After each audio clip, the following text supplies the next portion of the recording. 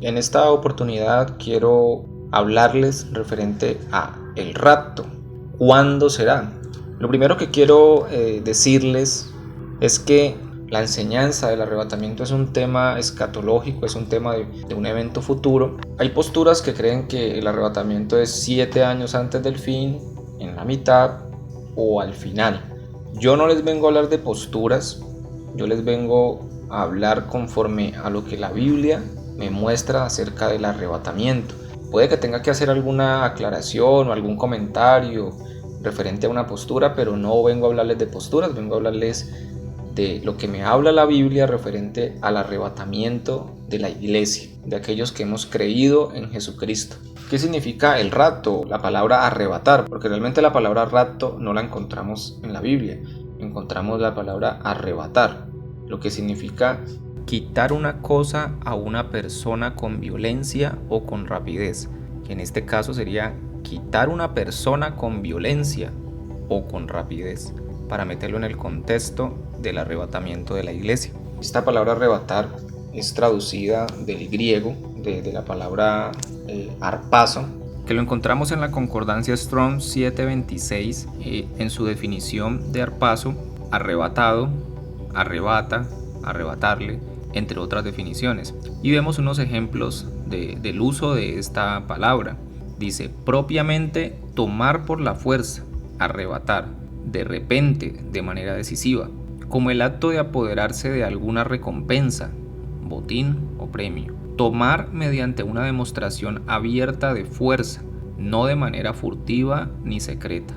El pasaje clave que se habla del arrebatamiento de la iglesia lo encontramos en 1 de Tesalonicenses capítulo 4, del versículo 13 al 18, y dice de la siguiente manera: tampoco queremos, hermanos, que ignoréis acerca de los que duermen, para que no os entristezcáis como los otros que no tienen esperanza.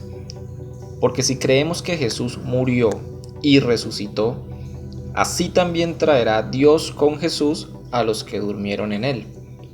Por lo cual os decimos esto en palabra del Señor, que nosotros que vivimos, que habremos quedado hasta la venida del Señor, no precederemos a los que durmieron, porque el Señor mismo, con voz de mando, con voz de arcángel y con trompeta de Dios, descenderá del cielo, y los muertos en Cristo resucitarán primero. Luego nosotros, los que vivimos, los que hayamos quedado, seremos arrebatados juntamente con ellos en las nubes para recibir al Señor en el aire, y así estaremos siempre con el Señor. Por tanto, alentaos los unos a otros con estas palabras. Lo primero que nos dicen estos versículos del 13 al 14 es que no debemos estar tristes por aquellos que han muerto físicamente creyendo en Jesús, porque Dios los resucitará por medio de Jesucristo. Luego en los versículos 15 al 18 nos dice que cuando Jesús regrese, o en su venida, en la venida del Señor, los creyentes que estemos vivos no se van a reunir de primeros con el Señor cuando Él venga, sino que cuando descienda del cielo, los muertos en Cristo resucitarán primero. Luego los creyentes vivos y los resucitados seremos arrebatados juntos en las nubes para recibir al Señor en el aire, o para el encuentro del Señor en el aire. Pablo en estos versículos describe el cómo ocurrirá, cuando dice que el Señor mismo descenderá del cielo, seremos arrebatados juntamente con los creyentes resucitados. Es una descripción del cómo ocurrirá el arrebatamiento, pero no dice en estos versículos el cuándo, es decir, el tiempo en el que ocurrirá, ni el momento exacto en el que ocurrirá, porque no lo sabe, lo cual lo expresa en el capítulo 5, Primera de Tesalonicenses 5. Como todos saben, estas cartas no fueron escritas como las conocemos hoy en día en cuanto a los capítulos y la numeración que tienen, sino que era un texto continuo, un texto de seguido. Entonces, el capítulo 5 simplemente es continuación de lo que viene diciendo en el capítulo 4. Por eso encontramos en Primera de Tesalonicenses 5 un pero, iniciando este capítulo. porque viene diciéndoles, vamos a leerlo junto para que lo podamos entender mejor. Primera Tesalonicenses 4 dice, leámoslo desde el 16, dice 4:16, porque el Señor mismo con voz de mando, con voz de arcángel y con trompeta de Dios descenderá del cielo, y los muertos en Cristo resucitarán primero. Luego nosotros, los que vivimos, los que hayamos quedado, seremos arrebatados juntamente con ellos en las nubes para recibir al Señor en el aire, y así estaremos siempre con el Señor. Por tanto, alentados los unos a los otros con estas palabras. Pero acerca de los tiempos y de las ocasiones, no tenéis necesidad, hermanos, de que yo os escriba, porque vosotros sabéis perfectamente que el día del Señor vendrá así como ladrón en la noche.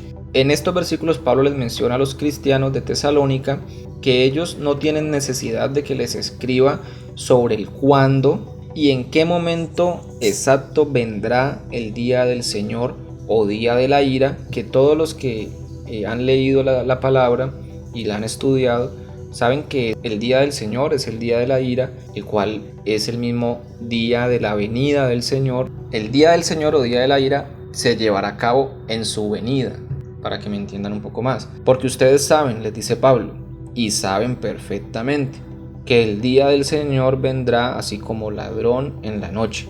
Miren este término, vendrá como ladrón en la noche. ¿De dónde viene esta comparación? Lo dijo el mismo Jesús en Mateo 24, versículo 42 al 43, hablando precisamente de su segunda venida. Y dice así: velad pues, porque no sabéis a qué hora ha de venir vuestro Señor. Pero sabed esto, que si el padre de familia supiese a qué hora el ladrón habría de venir, velaría y no dejaría minar su casa. Vemos que usa la referencia al ladrón. Vemos en el capítulo 25 cuando habla acerca de las vírgenes, de la parábola de las vírgenes. Velad pues, porque no sabéis el día ni la hora en que el Hijo del Hombre ha de venir. Entonces podemos confirmar que las palabras nadie sabe el día ni la hora y que vendrá como ladrón en la noche vienen de un contexto donde Jesús está hablando de su segunda venida. Por eso vemos que siguen enlazados el capítulo 4 de Primera de Tesalonicenses con el capítulo 5. No es un tema diferente porque el capítulo 4 en el versículo 15, por lo cual os decimos esto en palabra del Señor, que nosotros que vivimos, que habremos quedado hasta la venida del Señor. O sea, si vemos el pasaje que nos habla del arrebatamiento, en el versículo 17, está en un contexto donde Pablo les está diciendo que habremos quedado hasta la venida del Señor. No precederemos a los que durmieron. Vivos es usado en el capítulo 5, versículo 10, quien murió por nosotros, para que ya sea que velemos, capítulo 4, que estemos vivos, los que estemos vivos, o que durmamos, capítulo 4 dice, no precederemos a los que durmieron. Entonces, capítulo 4 y capítulo 5 es el mismo tema, la segunda venida de Cristo. Ahora, dejando claro que no ha cambiado a un tema diferente, sino que viene hablando de lo mismo, retomo cuando les digo que Pablo no sabía el día ni la hora. Por eso les dice, pero acerca de los tiempos y de las ocasiones, acerca del tiempo, de la fecha exacta, acerca del momento exacto, ustedes no tienen necesidad de que yo les escriba, porque ustedes saben perfectamente que el día del Señor, que cuando el Señor venga, vendrá como un ladrón en la noche. O sea, no sabemos en qué momento va a venir un ladrón en la noche. No sabemos la hora exacta, no sabemos en qué momento va a venir. Entonces, ustedes no tienen necesidad de que yo les escriba algo referente a esto porque ya saben que es como un ladrón en la noche. Ya se los hablé cuando estaba con ustedes, ya lo saben perfectamente. Es como un ladrón en la noche. Entonces, no puedo decirles el tiempo ni la hora exacta, mejor dicho, les está diciendo Pablo.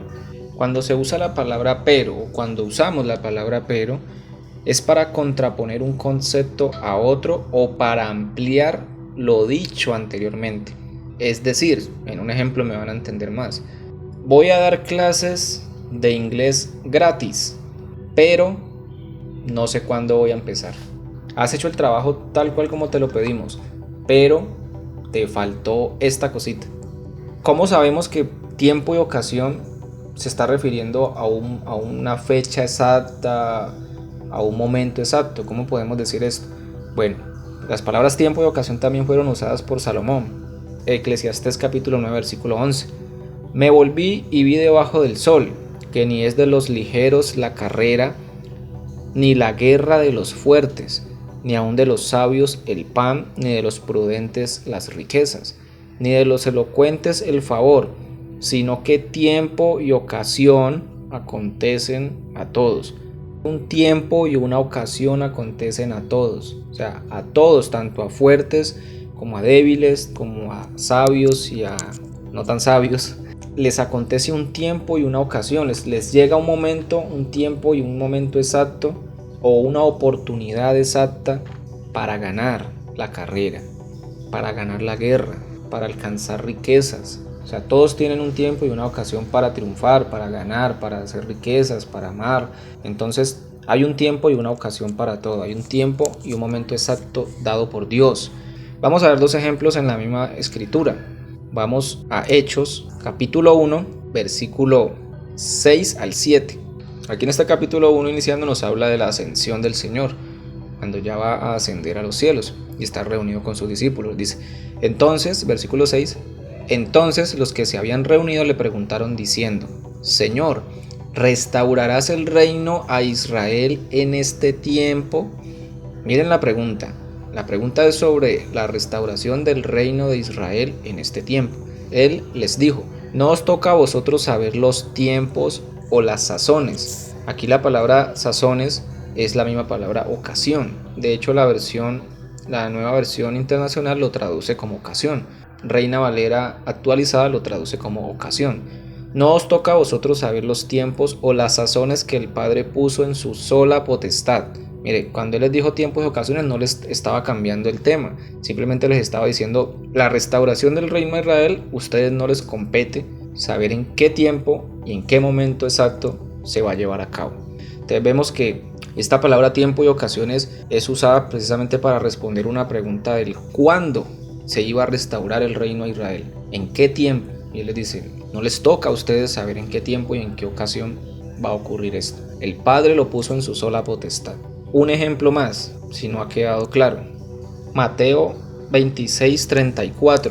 Jesús le dijo, de cierto te digo que esta noche, tiempo, en la noche, antes que el gallo cante, la ocasión exacta, antes que el gallo cante, me negarás 3 veces. El evento que Jesús le menciona es la negación de Pedro. Y asimismo le menciona el tiempo exacto, la noche, y la ocasión exacta, antes que el gallo cante, me negarás 3 veces. Entonces aquí vemos un ejemplo claro del tiempo y la ocasión que conoce el Señor de cada cosa. Haciendo un resumen hasta aquí, desde el capítulo 4 versículo 13 de Primera de Tesalonicenses hasta el capítulo 5 versículo 11, Pablo habla de un solo tema, la venida del Señor, la cual traerá no solo salvación a los creyentes vivos, sino también a los creyentes que hayan muerto, pero también juicio y castigo a los que lo rechazaron, pues amaron más las tinieblas que la luz. Entonces usted me está queriendo decir que la segunda venida de Jesús y el arrebatamiento son el mismo evento. Tal vez en este momento tengas esa pregunta y yo te voy a responder. La Escritura nos está mostrando que cuando Pablo habla del arrebatamiento lo está haciendo bajo el contexto de la venida del Señor. La Escritura se interpreta ella misma y es lo que nos está mostrando. Y tal vez usted querrá decirme, pero ¿por qué entonces en el capítulo 5 de Primera de Tesalonicenses, en el versículo 9, dice que no nos ha puesto Dios para ira, sino para alcanzar salvación por medio de nuestro Señor Jesucristo? Y yo le responderé, amén. Así es, porque esa es precisamente la esperanza que quiere transmitirle Pablo a los creyentes en Tesalónica desde el capítulo 4, versículo 13. Que hay salvación no solo para los creyentes que estén vivos cuando Jesús regrese, porque esa precisamente era la preocupación de los tesalonicenses. ¿Qué pasaba con los creyentes que habían muerto y el Señor no había regresado? Entonces Pablo les dice, cuando Jesús regrese hay salvación, no solo para los creyentes vivos, sino también para los que hayan muerto, pero destrucción repentina sobre todos los que lo rechazaron. Para que quede más claro, analicemos todo el contexto de esa declaración del capítulo 5:9, porque si algo hemos aprendido es que no podemos sacar un versículo del contexto, sino que debemos analizar todo el contexto para entender su verdadero significado. Leámoslo desde el 1 Tesalonicenses capítulo 5 del versículo 3 hasta el 11. que cuando digan paz y seguridad, entonces vendrá sobre ellos destrucción repentina, como los dolores a la mujer encinta, y no escaparán. Mas vosotros, hermanos, no estáis en tinieblas para que aquel día os sorprenda como ladrón, porque todos vosotros sois hijos de luz e hijos del día. No somos de la noche ni de las tinieblas. Por tanto, no durmamos como los demás, sino velemos y seamos sobrios, porque los que duermen de noche duermen y los que se embriagan de noche se embriagan. Pero nosotros que somos del día seamos sobrios, habiéndonos vestido con la coraza de fe y de amor y con la esperanza de salvación como yelmo, porque no nos ha puesto Dios para ira, sino para alcanzar salvación por medio de nuestro Señor Jesucristo, quien murió por nosotros, para que ya sea que velemos o que durmamos, vivamos juntamente con Él.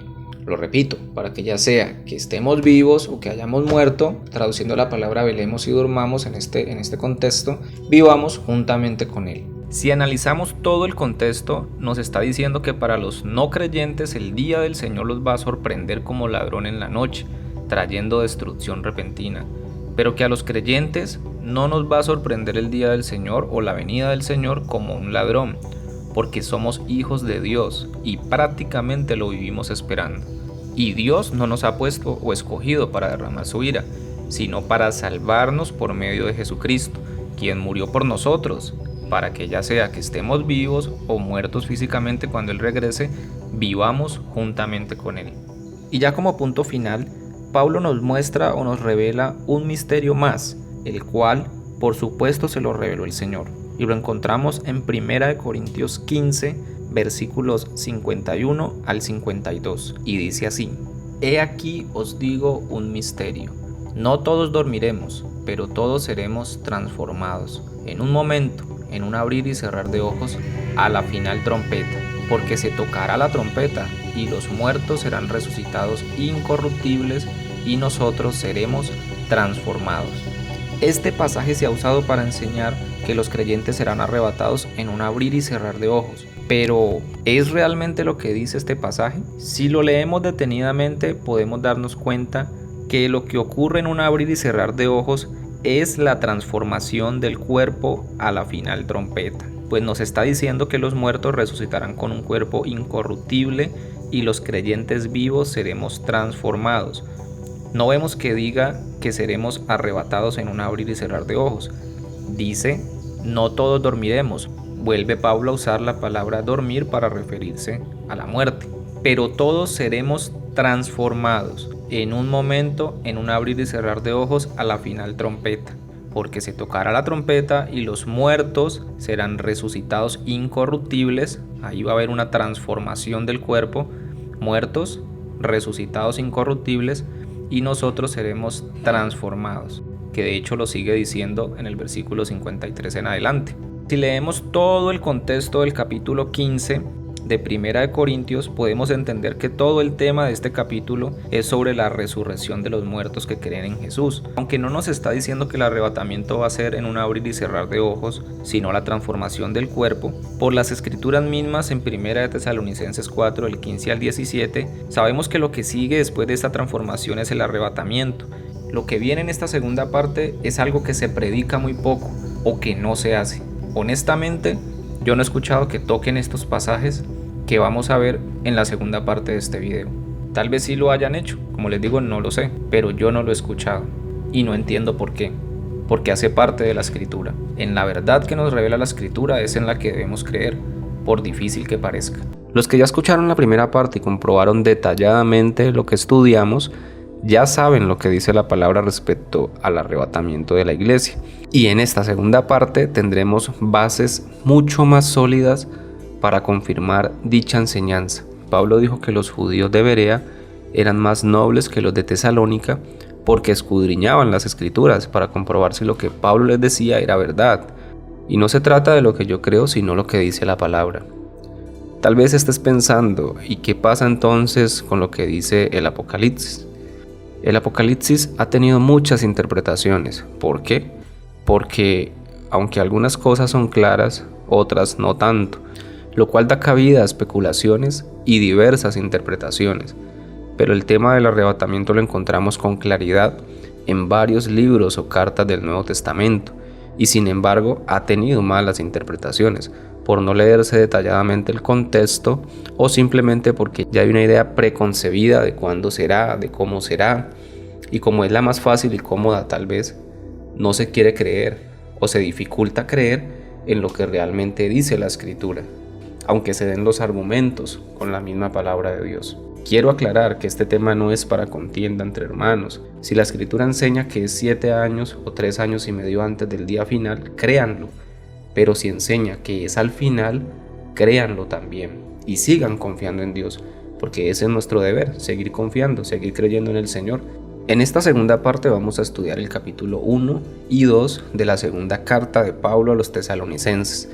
Y quiero empezar en el capítulo 2, que es desde donde normalmente he escuchado a muchos predicadores que empiezan a leer, que quieren hablar de la venida del Señor o día de la ira, que ya vimos la relación que tienen y las señales que habrá antes de su venida.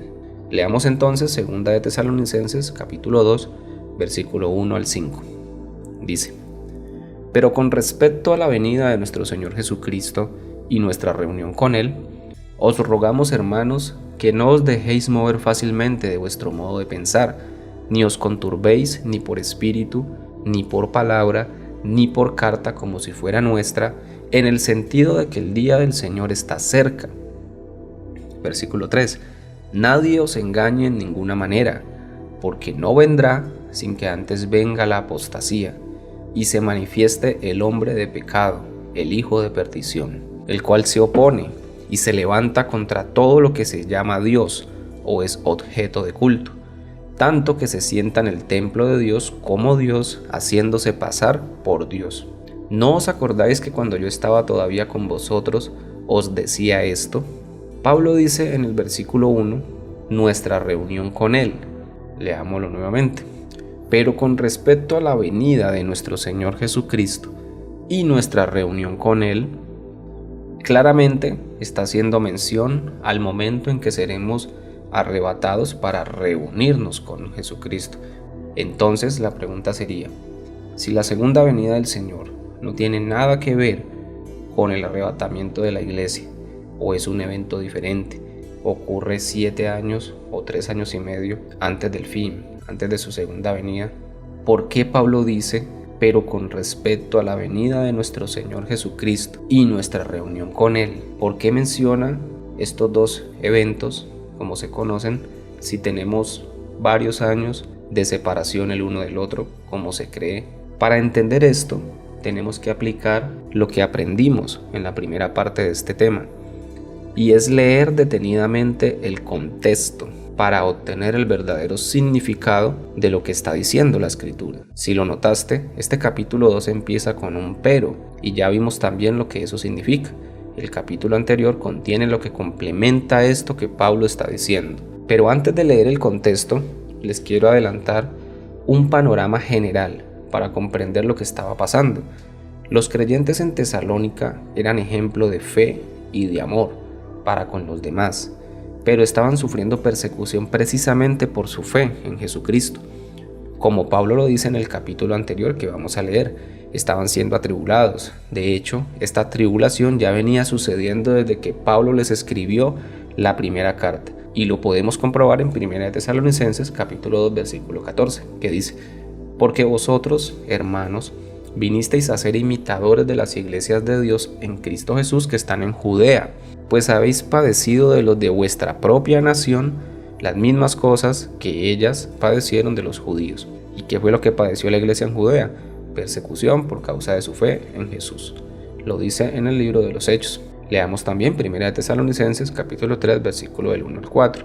Por lo cual, no pudiendo soportarlo más, acordamos quedarnos solos en Atenas y enviamos a Timoteo, nuestro hermano, servidor de Dios y colaborador nuestro en el Evangelio de Cristo, para confirmaros y exhortaros respecto a vuestra fe, a fin de que nadie se inquiete por estas tribulaciones, porque vosotros mismos sabéis que para esto estamos puestos, porque también estando con vosotros os predecíamos que íbamos a pasar tribulaciones, como ha acontecido y sabéis. Entonces vemos que desde la primera carta de Pablo a los tesalonicenses, ellos ya estaban pasando por tribulación. Pero bueno, dejemos que la escritura siga hablando por sí sola. Ahora sí leamos el capítulo 1 de la segunda carta a los tesalonicenses. Pablo, Silvano y Timoteo, a la iglesia de los tesalonicenses en Dios nuestro Padre y en el Señor Jesucristo. Gracia y paz a vosotros, de Dios nuestro Padre y del Señor Jesucristo. Debemos siempre dar gracias a Dios por vosotros, hermanos, como es digno, por cuanto vuestra fe va creciendo, y el amor de todos y cada uno de vosotros abunda para con los demás. Tanto que nosotros mismos nos gloriamos de vosotros en las iglesias de Dios, por vuestra paciencia y fe en todas vuestras persecuciones y tribulaciones que soportáis. Esto es demostración del justo juicio de Dios, para que seáis tenidos por dignos del reino de Dios, por el cual asimismo padecéis. Ahí vemos que las persecuciones y tribulaciones continúan. Sigamos con la lectura y prestemos especial atención a estos versículos que siguen. Versículo 6. Porque es justo delante de Dios pagar con tribulación a los que os atribulan, y a vosotros, que sois atribulados, daros reposo con nosotros, cuando se manifieste el Señor Jesús desde el cielo, con los ángeles de su poder, en llama de fuego, para dar retribución a los que no conocieron a Dios, ni obedecen al Evangelio de nuestro Señor Jesucristo, los cuales sufrirán pena de eterna perdición, excluidos de la presencia del Señor y de la gloria de su poder, cuando venga en aquel día, para ser glorificado en sus santos y ser admirado en todos los que creyeron, por cuanto nuestro testimonio ha sido creído entre vosotros. Estos versículos que acabamos de leer, del 6 al 10, contienen la revelación más importante para poner fin a la confusión que hay entre la segunda venida del Señor y el arrebatamiento. Vamos a realizar las preguntas correspondientes a lo que acabamos de leer. Primera pregunta: ¿a qué se refiere Pablo cuando dice daros reposo con nosotros?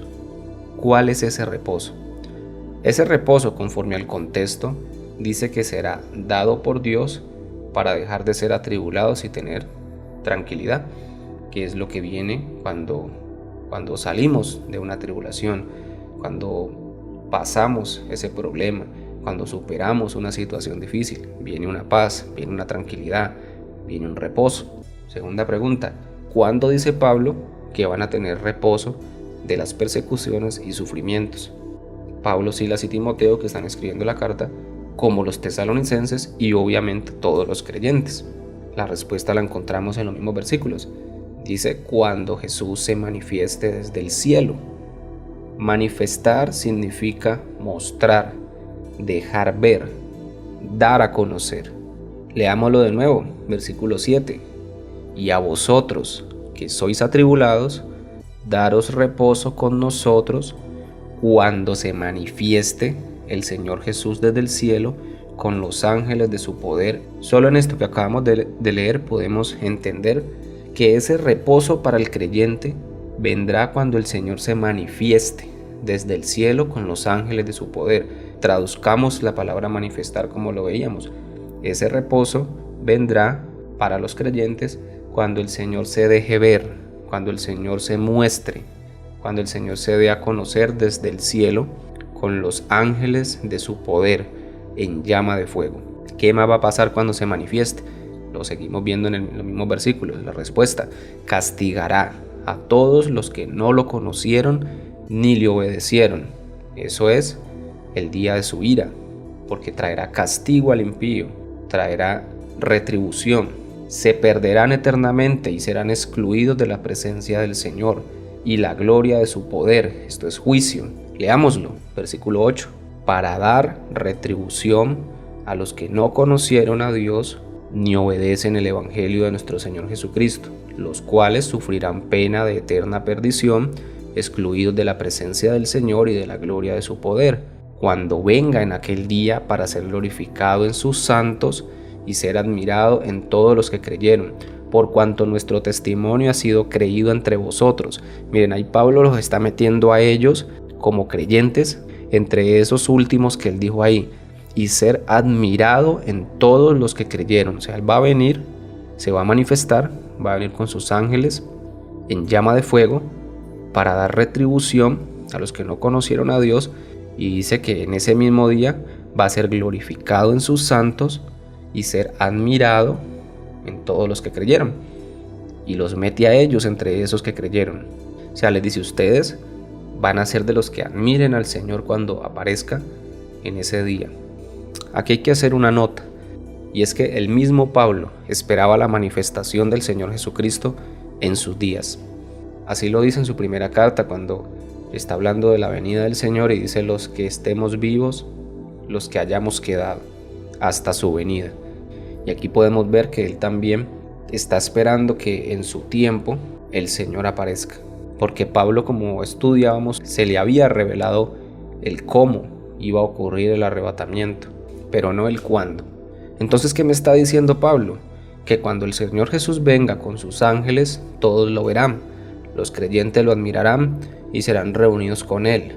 Por eso habrá reposo, y traerá juicio y castigo a todos los que no creyeron en Dios ni obedecieron el Evangelio.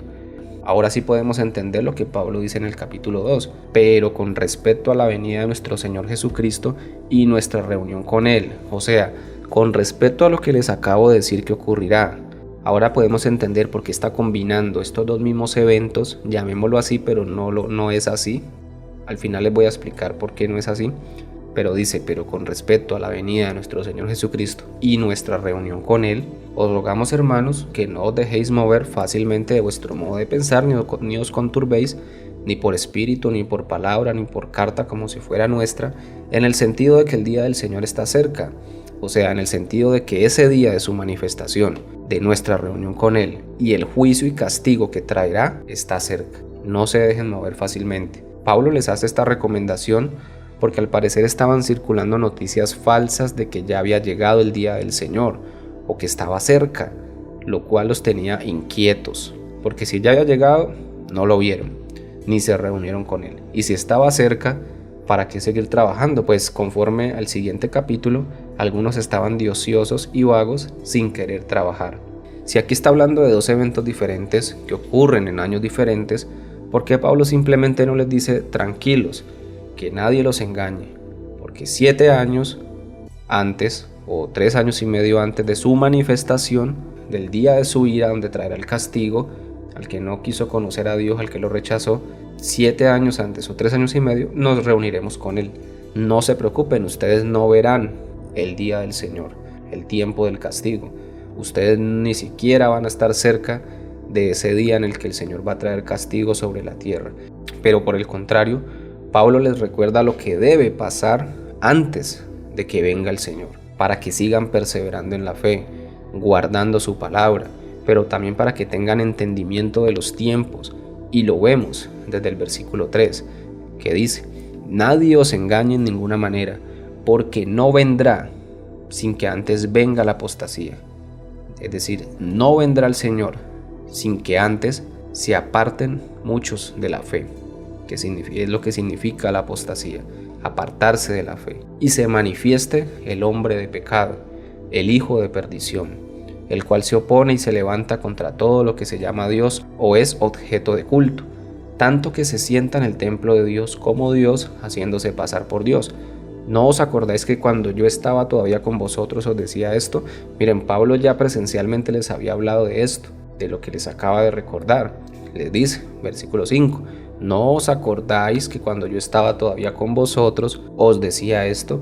Muchos piensan que por creer que para que el Señor arrebate su iglesia, primero tiene que manifestarse el anticristo. Hago una aclaración ahí, miren que también dice la palabra manifestarse, y se manifieste el hombre de pecado. Y todos sabemos que cuando aquí dice se manifiesta el hombre de pecado, es que se dé a conocer, que se muestre como realmente es.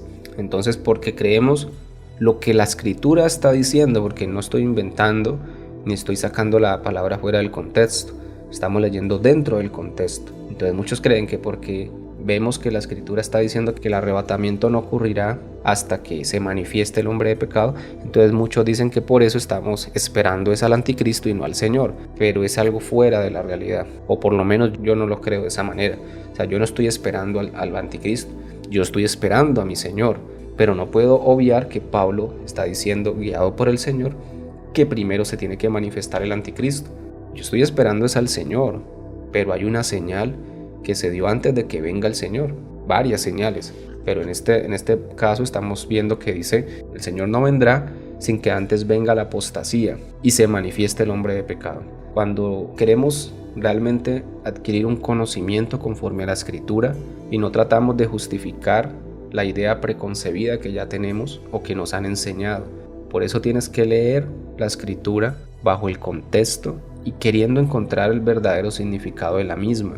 Para mí las palabras del apóstol Pablo son muy claras, pues él no les está escribiendo a grandes maestros, teólogos o eruditos. Repito lo que les he dicho antes, se debe leer detenidamente el contexto y primero que todo pedirle al Espíritu Santo que nos dé iluminación en las Escrituras. Y no por esto estoy diciendo que sea el más iluminado por el Señor en las Escrituras, simplemente estoy haciendo lo que el Señor me manda, aunque no es indispensable para reunirnos con el Señor el saber cuándo vendrá el Señor, sino creer en Él.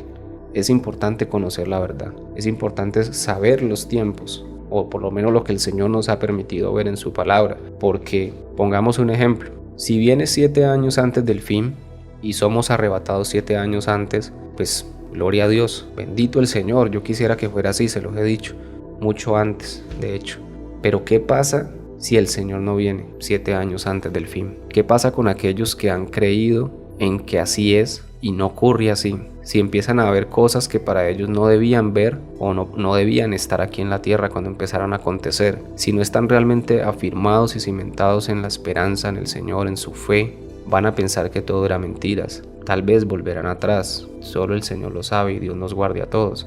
Pero por eso nuestra fe y nuestra esperanza debe estar hasta el fin. Debemos perseverar hasta el fin, sin importar si es 3 años y medio antes, 7 años antes. Prefiero creer que es hasta el final y que ocurra 7 años antes, y no simplemente como las vírgenes insensatas, no reservar aceite en mi lámpara por si el Señor tarda, porque dice, y tardándose el esposo, cabecearon todas y se durmieron. Por eso debemos tener nuestras lámparas llenas de aceite y con aceite extra. Lo que es ciertísimo es que vendrá. Y si aún te quedan dudas, vamos a ver otros pasajes de la Biblia que respaldan lo que Pablo dice en 2 de Tesalonicenses, que ya leímos. Vamos a 1 Corintios 15. En el contexto de este capítulo 15 se está hablando de la resurrección de entre los muertos, porque muchos estaban diciendo que no había resurrección de entre los muertos. Entonces Pablo los confronta y les dice, pues parafraseando un poco para que me entiendan, que si no había resurrección de entre los muertos, pues vana resultaba nuestra fe, porque si el Señor no resucitó, pues nosotros no vamos a resucitar tampoco, y seríamos dignos de lástima el creer en algo que no va a suceder, que no le sucedió a Cristo, según lo que estaban diciendo algunos, porque si decían que no había resurrección, entonces Cristo tampoco había resucitado. Pero les dice entonces en el versículo 20, 1 Corintios 15, versículo 20, mas ahora Cristo ha resucitado de los muertos, primicias de los que durmieron es hecho, porque por cuanto la muerte entró por un hombre, también por un hombre la resurrección de los muertos, porque así como en Adán todos mueren, también en Cristo todos serán vivificados, pero cada uno en su debido orden. Cristo, las primicias, porque ha dicho el versículo 20 que Cristo fue hecho las primicias de los que durmieron. Por eso dice Cristo las primicias, o sea, Cristo es el primero, fue el primero. Dice, luego los que son de Cristo en su venida, luego el fin, cuando entregue el reino al Dios y Padre, cuando haya suprimido todo dominio, toda autoridad y potencia. Entonces mire, después de Cristo dice, luego los que son de Cristo en su venida. Solo hay una venida más, y en esa venida resucitarán los que son de Cristo. Y por el conocimiento que tenemos de las demás escrituras, como 1 Tesalonicenses 4, sabemos que resucitarán los muertos y los que estén vivos serán arrebatados juntos. Entonces podemos ver que después de Cristo, la resurrección que sigue es de los que son de Cristo en su venida. Juan capítulo 6, versículo 39 al 40. Y esta es la voluntad del Padre, el que me envió, que de todo lo que me diere no pierda yo nada, sino que lo resucite en el día postrero. Y esta es la voluntad del que me ha enviado, que todo aquel que vea al Hijo y cree en él tenga vida eterna, y yo le resucitaré en el día postrero. De hecho, si seguimos leyendo, Jesús dice otras 2 veces más la frase y yo le resucitaré en el día postrero. En el día postrero, es decir, en el día final, le resucitará a todo aquel que cree en él. Primera de Corintios capítulo 1, versículos 5 al 8. Porque en todas las cosas fuisteis enriquecidos en él, en toda palabra y en toda ciencia, así como el testimonio acerca de Cristo ha sido confirmado en vosotros, de tal manera que nada os falta en ningún don, esperando la manifestación de nuestro Señor Jesucristo. ¿Qué les está diciendo Pablo que están esperando? La manifestación, que se deje ver, que se dé a conocer, que se muestre el Señor Jesucristo, el cual también os confirmará hasta el fin, para que seáis irreprensibles en el día de nuestro Señor Jesucristo. Mire, aquí vemos 2 cosas. Están esperando la manifestación, no una aparición secreta, sino la manifestación del Señor Jesucristo. Y dice, el cual Jesús los va a confirmar hasta el fin, para que seáis irreprensibles, es decir, para que el Señor no los vaya a reprender en el día de nuestro Señor Jesucristo. Es decir, en ese mismo día que se manifieste en el fin, el cual también os confirmará hasta el fin, para que seáis irreprensibles en el día de nuestro Señor Jesucristo. El día de nuestro Señor Jesucristo es el día de la ira. Entonces, Pablo les está diciendo, el Señor los va a confirmar para que en el día de su ira, en el día que se manifieste, no los vaya a reprender a ustedes, no vaya a traer reprensión, sino por el contrario, para que sean irreprensibles. Segunda de Corintios, capítulo 1, 12 al 14. Porque nuestra gloria es esta, el testimonio de nuestra conciencia, que con sencillez y sinceridad de Dios, no con sabiduría humana, sino con la gracia de Dios, nos hemos conducido en el mundo, y mucho más con vosotros, porque no os escribimos otras cosas de las que leéis, o también entendéis, y espero que hasta el fin las entenderéis, como también en parte habéis entendido que somos vuestra gloria, así como también vosotros la nuestra, para el día del Señor Jesús, para el día del Señor Jesús. Primera de Tesalonicenses capítulo 2 versículo 19. Porque ¿cuál es nuestra esperanza, o gozo, o corona de que me gloríe? ¿No lo sois vosotros delante de nuestro Señor Jesucristo en su venida? Yo lo veo muy claro, o sea, no solamente lo encontramos en una carta, lo encontramos en muchas cartas, muchos pasajes donde se habla de una sola venida, donde se habla de que estamos esperando la manifestación del Señor, de que estamos esperando su venida. Filipenses 1, versículo 6. Estando persuadido de esto, que el que comenzó en vosotros la buena obra, la perfeccionará hasta el día de Jesucristo. Seremos perfeccionados por el Señor hasta su día. Hebreos 9, versículo 27 al 28. Y de la manera que está establecido para los hombres que mueran una sola vez, y después de esto el juicio, así también Cristo fue ofrecido una sola vez para llevar los pecados de muchos. Escuchen esto. Y aparecerá por segunda vez, sin relación con el pecado, para salvar a los que le esperan. Aparecerá. No dice vendrá de forma secreta, invisible, no. Aparecerá por segunda vez. No hay una venida antes o intermedia de su segunda venida. Dice, aparecerá por segunda vez sin relación con el pecado para salvar a los que le esperan. ¿Somos de los que lo estamos esperando? Yo creo que sí. Santiago capítulo 5, versículos 7 al 8. Por tanto, hermanos, tened paciencia hasta la venida del Señor. Tened paciencia hasta la venida del Señor. Mirad cómo el labrador espera el precioso fruto de la tierra, aguardando con paciencia hasta que reciba la lluvia temprana y la tardía. Tened también vosotros paciencia y afirmad vuestros corazones, porque la venida del Señor se acerca. Primera de Tesalonicenses capítulo 3, versículos 12 al 13. Y el Señor os haga crecer y abundar en amor, unos para con otros y para con todos, como también lo hacemos nosotros para con vosotros, para que sean afirmados vuestros corazones, irreprensibles, otra vez, irreprensibles, en santidad delante de Dios nuestro Padre, en la venida de nuestro Señor Jesucristo, con todos sus santos. Por obvias razones, en el contexto, los santos con los que viene Jesús no es la iglesia. No puede ser la iglesia los santos que se van a manifestar y también la iglesia los que están esperando su manifestación de forma irreprensible en santidad delante de Dios nuestro Padre. Entonces, ¿quiénes son? Conforme a 2 de Tesalonicenses 1:7 y otros pasajes, podemos entender que son los ángeles, pero ese es otro tema que les estaré compartiendo con más detalle. Primera de Juan, capítulo 2, versículo 28. Y ahora, hijitos, permaneced en él, para que cuando se manifieste, otra vez la palabra manifestar, para cuando se deje ver, para cuando se muestre, para cuando se dé a conocer, tengamos confianza, para que en su venida no nos alejemos de él avergonzados. Primera de Tesalonicenses 5:23. Y el mismo Dios de paz os santifique por completo, y todo vuestro ser, espíritu, alma y cuerpo sea guardado irreprensible para la venida de nuestro Señor Jesucristo. Pablo les está diciendo, todo vuestro ser, es decir, como están en este momento, espíritu, alma y cuerpo, sea guardado irreprensible para la venida de nuestro Señor Jesucristo. ¿Qué nos está diciendo Pablo? Que cuando venga el Señor Jesucristo, vamos a estar con nuestro espíritu, alma y cuerpo, como estamos en este momento.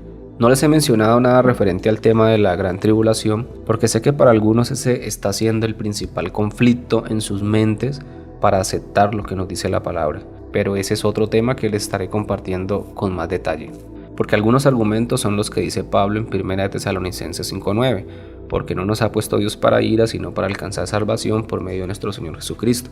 Este versículo ya lo explicamos en su contexto, en la primera parte del tema, lo cual también lo vimos en 2 de Tesalonicenses capítulo 1 del 6 al 11, que cuando se manifieste seremos reunidos con él para tener reposo. Esto es el arrebatamiento, e inmediatamente procederá a derramar su ira. Por eso dice, no hemos sido puestos para ira, sino para alcanzar salvación por medio de Jesús. Nosotros no recibiremos la ira, seremos salvados por él mismo. Otro pasaje que se usa es el de Apocalipsis 3:10. Por cuanto has guardado la palabra de mi paciencia, yo también te guardaré de la hora de la prueba que ha de venir sobre el mundo entero, para probar a los que moran sobre la tierra. Pero el pasaje es claro, dice, por cuanto has guardado la palabra de mi paciencia, yo también te guardaré, no dice te sacaré. Y podemos comparar ese guardar con la oración del mismo Jesús en el Evangelio de Juan, capítulo 17, versículo 14 al 15. Yo les he dado tu palabra, y el mundo los aborreció, porque no son del mundo, como tampoco yo soy del mundo. No ruego que los quites del mundo, sino que los guardes del mal. Ese pasaje tampoco puede ser un argumento para justificar un arrebatamiento 7 años o 3 años y medio antes de la segunda venida del Señor, porque aquí vemos que Jesús en su oración dice, no ruego que los quites del mundo, sino que los guardes del mal. Y es lo que a veces creemos que el Señor no puede hacer, guardarnos del mal en medio de la prueba, de situaciones difíciles en el mundo. Pero quiero decirte que el pueblo de Israel fue guardado en medio de las plagas. Las plagas no los tocaron a ellos, al pueblo de Dios, solo tocaron a los egipcios. Asimismo, el Señor puede guardarnos en medio de la prueba que vendrá para el mundo entero. Ese pasaje tampoco puede ser entonces un argumento para justificar un arrebatamiento 7 años o 3 años y medio antes de la segunda venida del Señor. Un argumento que tiene más peso es que después del capítulo 3 de Apocalipsis no se menciona la palabra iglesia. Sin embargo, sí se habla de los santos, aunque para estos dicen algunos que son el pueblo de Israel, otros que se van convirtiendo cristianos después del arrebatamiento, otros que son ambos, o sea, Israel y los nuevos creyentes, pero también cabe la opción de que son los mismos creyentes que aún no se han ido, porque la palabra santo significa apartado para Dios, y en casi todas las cartas de Pablo, si no es en todas, él les dice santos a la iglesia también. En la descripción les voy a dejar algunos pasajes donde pueden confirmar esto que les acabo de decir, donde Pablo se refiere a la iglesia como santos. Como ven, hay varias interpretaciones, por eso a la final no termina siendo un argumento sólido para negar lo que ya hemos confirmado claramente. Y solo por no aceptar que pasaremos tiempos difíciles, no podemos negar la verdad de la Escritura, o somos mejores que los primeros cristianos que dieron su vida literalmente por su fe, que fueron usados como espectáculo y fueron devorados por leones con sus familias, o los que fueron quemados vivos, o los que aún en pleno siglo XXI están siendo perseguidos, encarcelados, muertos, decapitados por su fe. ¿Somos mejores que ellos? Y si pensamos que muchos van a dejar de seguir a Cristo si creen en un arrebatamiento el mismo día de la venida del Señor, entonces realmente no eran cristianos y les falta entendimiento, pues su sufrimiento va a ser mucho peor que si hubieran esperado en el Señor. Como conclusión, el arrebatamiento no es un evento diferente a la segunda venida del Señor. Nunca ha sido así, solo que lo habíamos malinterpretado. De hecho, como les decía, no es un evento, es un paso dentro del evento. Se lo voy a explicar en este ejemplo. Una fiesta de aniversario, ese es el evento. Y para desarrollar este evento hay un cronograma o un paso a paso. El primer punto es recibir a los invitados en la puerta. El segundo punto es repartir los pasabocas. La tercera actividad es realizar diferentes dinámicas con los invitados, etcétera, etcétera, etcétera. Hay un paso a paso para el evento que es la fiesta de aniversario. Asimismo, el evento es la segunda venida del Señor. El primer paso dentro del cronograma de este evento es manifestarse desde el cielo. El segundo paso es arrebatar a los creyentes, o sea, reunir a su iglesia. Y de ahí en adelante lo relacionado al derramamiento de su ira. Serían los siguientes pasos, etcétera, etcétera, en el cronograma del Señor. Pero no es un evento diferente al arrebatamiento. El evento es la segunda venida del Señor. La Escritura nos enseña que ninguna profecía es de interpretación privada, y en este estudio no opiné sobre lo que yo creía o pensaba del arrebatamiento. Por el contrario, leímos en contexto lo que puntualmente nos muestra la Biblia de este tema. Por supuesto que hay que seguir escudriñando más todo lo que implica que el arrebatamiento sea en la segunda venida del Señor, para permanecer firmes hasta el fin, como está escrito en su palabra, pues su promesa no fue ser librados del sufrimiento. Si así fuera, el Señor le ha fallado a su iglesia todos estos años, pues algunos apóstoles murieron decapitados, otros crucificados y otros masacrados. Solo Juan, el escritor del Apocalipsis, murió de viejo según la historia. En los primeros siglos, los emperadores romanos persiguieron a los cristianos. Muchos fueron quemados en parques públicos, a otros los entregaban a los leones en el Coliseo romano como espectáculo. Y como les mencionaba anteriormente, aún hoy en día muchos mueren por causa de su fe. De hecho, el Señor sí dijo: en el mundo tendréis aflicción, pero confiad, yo he vencido al mundo. Pero asimismo, no todos los creyentes han tenido que entregar su vida literalmente por su fe. Han pasado por pruebas y sufrimientos, sí, pero han llegado al final de sus días en paz. Solo el Señor sabe nuestro final en esta tierra. Nuestra parte es ser fieles a Él, guardando su palabra. Y si vivimos, vivimos para Él. Y si morimos, morimos en Él. Y ciertamente resucitaremos y seremos transformados con un cuerpo glorificado, semejante al de Cristo, para vivir eternamente a su lado sin dolor, ni llanto, ni enfermedad, bajo un reino justo y una paz verdadera. Esa es su promesa y esta es nuestra esperanza. Dios te bendiga.